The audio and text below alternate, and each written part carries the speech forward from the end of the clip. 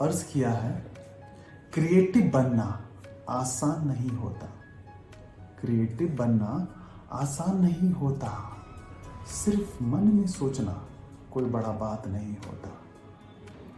जो दिल से चाहता है, जो दिल से चाहता है कुछ जिंदगी में बनना, उसे सक्सेस होने से कोई रोक नहीं पाता। मैं अज्यूम करता हूं कि जो भी इस वीडियो को देख रहे हैं वो कुछ जिंदगी में बनना चाहते हैं, लेकिन उनको कोई मिल नहीं रहा जो उनको गाइड कर पाए। कोई उनको दिख नहीं रहा कि जो सेम सिचुएशन से गुजरा है और आगे चल के वो क्रिएटिव बन गया। डोंट वरी, मैं यहाँ पर हूँ। मैं आपको अच्छी तरीके से गाइड करूँगा, क्योंकि मैं भी एक ऐसा इंसान था जैसा आपका सिचुएशन। आप कभी अभी अगर आपके अंदर क्रिएटिविटी नहीं है तो मेरा शायद उससे भी क्रिएटिविटी जैसा अगर आपके अंदर सोच भी आ रहा है, वैसा सोच मेरे अंदर था भी नहीं कभी कि मैं क्रिएटिव बन भी सकता हूँ। तो मैं कैसे क्रिएटिव बना, तो उसके बारे में हम डिस्कस करेंगे और आपको अपने बारे में स्टोरी बताऊंगा मैं कि मैं कैसा कैसा चीज़ें झेला, कैसे मैं एक मेरे अंदर क्रिएटिविटी के बारे में आया और मैं कैसे क्रिएटिव बन गया, वो स्टोरी सुनाऊंगा।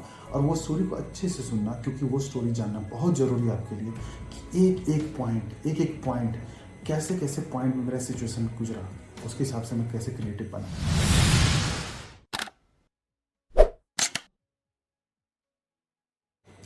Welcome guys, welcome back to my channel life XP. जो नए हैं उनको ये बता दो कि इस चैनल पे हम नॉर्मली जो आप प्रॉब्लम फेस करते हो डे टू डे बेसिस पे, उसकी सॉल्यूशन के बारे में हम डिस्कस करते हैं। सो प्लीज़ सब्सक्राइब, क्योंकि ये कभी भी हो सकता है कि आप कोई प्रॉब्लम फेस कर रहे हो और उसका सॉल्यूशन का वीडियो ऑलरेडी मैंने बना के अपलोड भी कर दिया है और आपके पास वो नोटिफिकेशन गया ही नहीं, तो आप कभी ढूंढते रह जाओगे कि क्या सॉल्यूशन। बात रही लाइक की, तो लाइक तभी करना जब आपको ये पसंद आए, और शेयर आप तभी करोगे जब आपको लगता है किसी के लिए आप केयर करते हो, किसी के बारे में आप सोचते हो, चाहते हो कि वो भी क्रिएटिव बने, तो ये आप वीडियो शेयर कर देना। अब बात करते हैं क्रिएटिविटी की। क्रिएटिविटी एक ऐसा वर्ड है जो सुनने में ही बहुत बड़ा लगता है और आपके दिमाग में ये आता है कि क्रिएटिविटी तो बस उसके लिए है जो बॉर्न टैलेंट है, जिनकी कोई फैमिली में ऑलरेडी क्रिएटिव थे, वो बच्चा देखते देखते वो क्रिएटिव बन गया, या फिर एक आइंस्टाइन और एक बड़े बड़े लोग थे वही क्रिएटिव बन सकते हैं। हम जैसा इंसान जो टेक्नोलॉजी कभी यूज ही नहीं करता है, कभी हमेशा नेचर के साथ रहता है, तो क्या वो क्रिएटिव बन सकता है?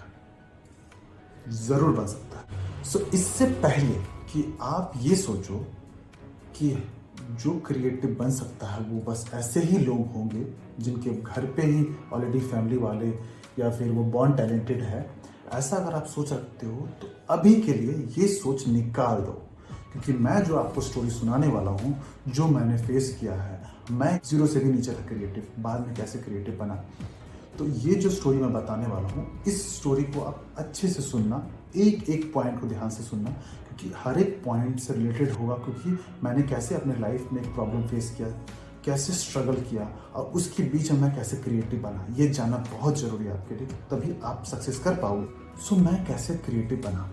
मैं एक सॉफ्टवेयर इंजीनियर था, उसके बाद फैशन डिज़ाइनर बना, उसके बाद सर्टिफिकेशन लेने के बाद यूज़र एक्सपीरियंस डिज़ाइनर बना। मुझे पैशन ढूंढने में टाइम लगा। पैशन कैसे ढूंढना है इसके बारे में भी अगला वीडियो में बनाऊंगा मैं, जहाँ पे आपको अच्छे से बताऊंगा कि पैशन आप कैसे ढूंढ सकते हो, क्योंकि मुझे टाइम लगा। मैं चाहता हूँ कि लोगों के पास ये बात पहुँचे कि जो मैं गलती किया हूँ वो ना करो आप, और आपको पैशन जल्दी मिल जाए। तो जब मैं सॉफ्टवेयर इंजीनियर था तो मुझे इंटरेस्ट नहीं था, मुझे कुछ पर्सनल रीज़न की वजह से मुझे मजबूरी में ज्वाइन करना पड़ा इंजीनियरिंग, और मुझे इंजीनियरिंग पसंद नहीं आया, बीच में मुझे छोड़ना पड़ गया। उसके बाद मैंने फैशन डिज़ाइनिंग ज्वाइन किया। जब फर्स्ट टाइम मैं कॉलेज गया, तो जब मैं क्लास में एंटर किया तो मेरे कलीग्स बहुत सारे थे, तो उनका कुछ काम चल रहा था, वर्कशॉप चल रहा था। मैं 2 महीने लेट ज्वाइन किया था, तो कुछ स्टडीज़ हो रहे थे। तो मैंने जब घुसा, उसके बाद जब मैंने काम देखना चालू किया, तो वो पूरे नीचे बिछा के सब लोग काम कर रहे थे। तो मैंने जब ऑब्जर्व किया कि इनका काम इतना अच्छा था, इतना अच्छे क्रिएटिव थे, पेंटर थे, स्केचिंग थे, सबका इतना अच्छा था कि मुझे ऐसा महसूस हुआ कि मैं तो आज तक कभी किया ही नहीं हूँ। मेरे को तो स्केचिंग का एस भी नहीं पता है, मैं तो ज़ीरो हूँ, ज़ीरो से भी नीचे हूँ। तो मेरा सिचुएशन ऐसा था कि जब मैं अंदर गया उस टाइम पे, तो जैसे बहुत बड़े बड़े बिजनेसमैन, बड़े लेवल के बिजनेसमैन हैं और उसके बीच में एक फेलियर बैठा हुआ है। समझ लो कि कैसा सिचुएशन मेरा था। तो वो आसान नहीं था कि उस लेवल पे तुम किसी के बारे में सोच पाओ कि अरे यार ये इतना अच्छा काम है। मेरा हालत बहुत बुरा था, मैं सोच भी नहीं पा रहा था। तो मैंने काम देखा, मुझे कुछ देर से कॉन्फिडेंट आ रहा था कि शायद मैं कर सकता हूँ, क्योंकि ये लोग भी तो अभी ज्वाइन किया, तो शायद लगता है कि कुछ महीने में सीख लिया इन्होंने, तो मुझे महसूस हुआ कि मैं भी कर सकता हूँ, मुझे ऐसा लग रहा था। उसके बाद मैंने क्या महसूस हुआ कि उसके बाद मैं कुछ महीने तक मैं पढ़ाई करता रहा, स्टडीज़ करता रहा, जो भी असाइनमेंट मिला वो करता रहा। जब करने के बाद जब असाइनमेंट को सबमिट करने का टाइम आता था तो सब लोग एक साथ सबमिट करते थे। तो जब मैं सबमिट होता था तो मैं एक दूसरे को देखता था, अरे यार इसका इतना अच्छा काम है, मेरा ऐसा काम है। तो वो जो चीज़ था वो फ्रस्ट्रेशन लेवल मेरा बढ़ाता रहा, क्योंकि मैं हमेशा कंपेयर कर दूसरों का काम देख रहा था और मुझे लग रहा था कि मेरा काम तो है, और मेरा रिजेक्ट भी हो रहा था। मैं बहुत बार मेरा रिजेक्ट हुआ, असाइनमेंट सबमिट हो रहा था और मेरा रिजेक्ट हो रहा था, उसको सबमिट हो रहा था, मैं रिजेक्ट हो रहा था, मेरे को बार बार मिल रहा था। तो मुझे लगा कि 6 to 7 मंथ लगा, मुझे ऐसा लगा कि मेरा हालत बुरा है, मैं शायद यहाँ टिक नहीं पाऊँगा, मुझे छोड़ना होगा। तो मैंने ये सोचा कि मैं जाकर फैकल्टी से बात करूँगा और फैकल्टी को मैं बोलूँगा सर कि मेरे से हो नहीं पा रहा है, मैं छोड़ के जा रहा हूँ। तो मैं सर के पास गया, सर ने बोला कि देखो धीरज, तुमको छोड़ कर जाना, तुम जा सकते हो, तुम्हारा डिसीजन है, कोई बड़ी बात नहीं है, छोड़ना तो यहाँ पे और भी लोग आते हैं छोड़ के चले जाते हैं, लेकिन एक बार ट्राई करके जाओ और उसके बाद छोड़ो। तो मैं बोला सर मैंने ट्राई किया है, मैं तब से ट्राई ही कर रहा हूँ सर, 7 मंथ हो गया हमने ट्राई किया, मुझे नहीं हुआ। सर ने बोला तुमने ट्राई नहीं किया, तुमने कंपेयर किया है। ट्राई किए होते तो तुम्हें मालूम चल जाता कि तुम 7 मंथ में कहाँ से कहाँ पहुँचे हो। तो मैंने सर को बोला कि वैसे तो कंपेयर नहीं किया हूँ मैं, क्योंकि मैं असाइनमेंट सबमिट करता मैं रिजेक्ट होता था, रिजेक्ट होता था, वो बड़ी बात नहीं थी, लेकिन तुमने अपने काम को कंपेयर किया कि तुम कहाँ से कहाँ पहुँचे हो। मैं बोला नहीं सर, तुम्हें अभी छोड़ने से पहले ये ट्राई करो कि अब से असाइनमेंट तुम जब भी सबमिट करोगे या कुछ भी काम करोगे, किसी और का काम को कंपेयर मत करना, तुम अपना इम्प्रूवमेंट देखना कि तुम्हारा इम्प्रूवमेंट कैसा हो रहा है। तो उनका ये पॉइंट मुझे बहुत अच्छा लगा, क्योंकि जब मैंने स्टार्ट किया उसके बाद मैंने काम को कंपेयर करना नहीं चालू किया, मैंने अपने काम को देखा कि मैं क्या इंप्रूव कर रहा हूँ। मैं सर से फीडबैक ले रहा हूँ, सर मुझे फीडबैक दे रहे हैं, लेकिन मैं किसी के साथ कंपेयर नहीं कर रहा हूँ। मैंने कंपेयर करना बंद कर दिया। मैंने उसके बाद लोगों के काम को देख के इंस्पिरेशन लेना चालू किया, ना कि कंपेयर किया, जिससे मुझे मोटिवेशन आया। उसके बाद मुझे 1 महीने तक बहुत फ्रस्ट्रेशन हुआ, बहुत ही ज़्यादा फ्रस्ट्रेशन हुआ, क्योंकि उस वक्त मैं रियल में काम करना चालू किया। मैं कोई भी काम को एकदम फोकस करने का ट्राई किया। उस वक्त मेरे साथ ऐसा हो रहा था कि मेरा चीज़ें स्प्लिट हो रही थी, मैं जो सोचना चाह रहा हूँ नहीं सोच पा रहा था। कुछ महीने के बाद, 1 महीने के बाद थोड़ी सी चेंजेस हुई। उसके बाद फिर कुछ मुझे ऐसा महसूस हुआ कि मैं सोच पा रहा हूँ, लेकिन 3 महीने के बाद मेरा फोकस एकदम राइट, जैसा जा रहा हूँ मैं वहाँ पेंटिंग बना रहा हूँ, मैं उसको छाप रहा हूँ, ऐसा मेरा सोच बन गया था। सोचते सोचते तुम्हारे ब्रेन का इतना अच्छा फोकस हो जाएगा कि तुम सोच रहे हो और डायरेक्टली वहाँ जाके एग्जैक्टली डिज़ाइन बना रहे हो एकदम माइंड के अंदर, ब्रेन के अंदर, और वहाँ से लेकर यहाँ पेपर में छाप रहे हो। ऐसा हो जाएगा क्योंकि मैंने वो ऑब्जर्व किया है, मैंने वो एक्सपीरियंस किया है, इसलिए मैं बोल रहा हूँ कि ये फ्रस्ट्रेशन होता है। लेकिन क्रिएटिव बनने के लिए कोई ज़रूरत नहीं है कि तुमको बचपन से अगर क्रिएटिविटी नहीं है तो तुम अब क्रिएटिविटी नहीं बना सकते हो। कोई ज़रूरत नहीं है कि किसी बड़े डिज़ाइनर का बेटा हो के तभी तुम्हारा क्रिएटिविटी हो सकता है। तुम किसी उम्र में भी क्रिएटिविटी बढ़ा सकते हो, इसकी मैं गारंटी देता हूँ। बस तुम्हें 1 महीने तक थोड़ा सा फ्रस्ट्रेशन झेलना है, तुमको सिर्फ ब्रेन का यूज़ करना है। ब्रेन को क्या बड़ा बात है यार, ऐसा कुछ भी नहीं है। 1 महीने तक ट्राई करो, लेकिन याद रखना 2 चीज़ है।